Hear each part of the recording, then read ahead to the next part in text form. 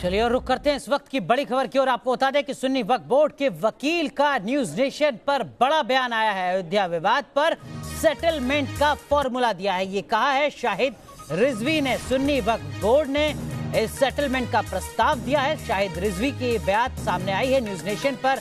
ये जानकारी आप देख रहे हैं न्यूज नेशन पर। शाहिद रिजवी का ये बयान काफी कुछ मायने रखता है। अयोध्या के पूरे मामले की अदालती सुनवाई के लिहाज से सुन्नी वक्फ बोर्ड के वकील ने प्रस्ताव की बात को कबूल लिया है। सुन्नी वक्फ बोर्ड के वकील ने शर्तों का खुलासा नहीं किया है, लेकिन सेटलमेंट का फॉर्मूला दिया है। ये बात न्यूज नेशन पर सुन्नी वक्फ बोर्ड के वकील ने कही है।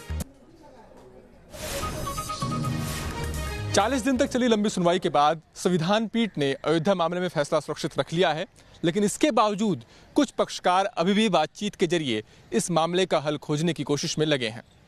सुन्नी वक्फ बोर्ड की तरफ से वकील शाहिद रिजवी ने न्यूज नेशन के साथ एक खास बातचीत में इस बात का दावा किया है कि सुन्नी वक्फ बोर्ड की तरफ से कुछ हिंदू पक्षकारों के साथ मीटिंग के बाद एक सेटलमेंट का मसौदा मध्यस्थता पैनल को भेजा गया है और इस मीटिंग में खुद सुन्नी वक्फ बोर्ड के चेयरमैन जफर फारूकी भी मौजूद थे।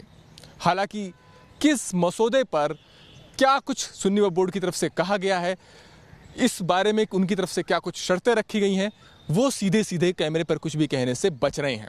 लेकिन समझा जा रहा है कि सुन्नी वक्फ बोर्ड की तरफ से कहा गया है कि अगर उसे अयोध्या में वैकल्पिक जगह दे दी जाए मस्जिद बनाने के लिए, तो फिर वो विवादित जमीन पर अपना दावा छोड़ने के लिए तैयार है। इसके अलावा कुछ और भी शर्तें हैं सुन्नी वक्फ बोर्ड की तरफ से, जिनके मानने पर उन्होंने जमीन पर दावा छोड़ने की बात कही है।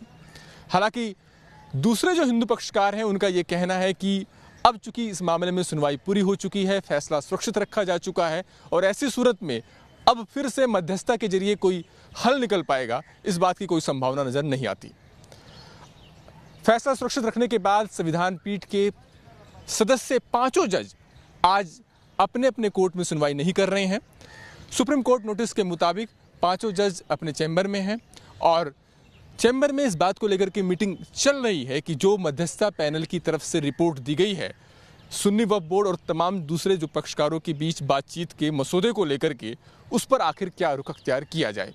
और माना यह भी जा रहा है कि सूत्रों के हवाले से खबर है कि चैम्बर में संविधान पीठ के सदस्य इस बात पर भी विमर्श कर रहे हैं कि क्या मध्यस्थता पैनल की निष्कर्ष को ओपन कोर्ट में सार्वजनिक किया जाए या नहीं किया जाए और दूसरे पक्षकारों के वकीलों को इस बात की जानकारी दिया जाए या नहीं दिया जाए। बहरहाल सुन्नी वक्फ बोर्ड के वकील शाहिद रिजवी का ये कहना है कि अब सब कुछ सुप्रीम कोर्ट के रुख पर निर्भर करता है कि वो बातचीत के इस या सेटलमेंट के इस मसौदे को जो कि मध्यस्थता पैनल को सौंपा गया है उस पर क्या कुछ रुख अख्तियार करता है। वीडियो जर्नलिस्ट अतुल के साथ अरविंद सिंह, न्यूज नेशन, दिल्ली।